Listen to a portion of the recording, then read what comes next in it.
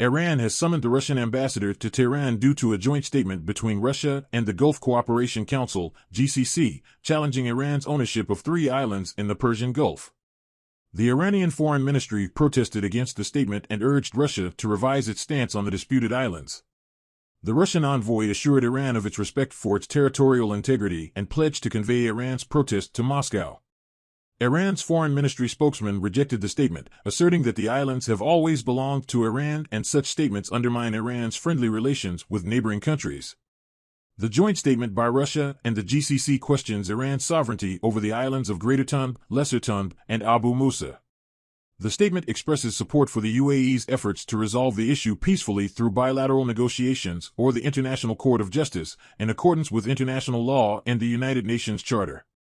The UAE claims the islands as part of its territory, disputing Iran's control since 1971 when the islands came under Iranian governance after the British withdrew their armed forces. Emirati leaders, backed by other Arab states, have consistently maintained their ownership claims over the islands. Iran has dismissed calls for negotiations, rejecting the UAE's claims and emphasizing its indisputable ownership based on historical documents. The Iranian president's deputy for legal affairs dismissed the UAE's claims and accused some regional rulers of attempting to fabricate documents and influence international legal experts. The summoning of the Russian ambassador holds significance as Iran and Russia have been strengthening their political, economic, and military ties, particularly in the wake of the Ukraine invasion. Similar to China, Russia's involvement in the dispute over the islands highlights the growing political and diplomatic complexities in the region.